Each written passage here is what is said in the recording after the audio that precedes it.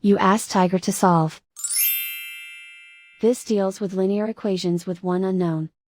The final result is x equals 36. Let's solve it step by step. Simplify the expression. Find the greatest common factor of the numerator and denominator. Factor out and cancel the greatest common factor. Simplify the arithmetic.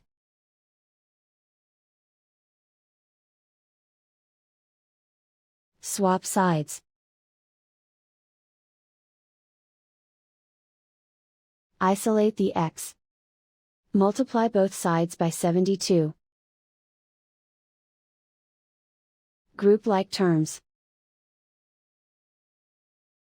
Multiply the coefficients. Simplify the fraction. Multiply the fractions.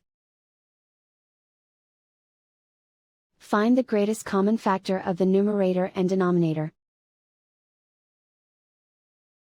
Factor out and cancel the greatest common factor. And so the final result is x equals 36.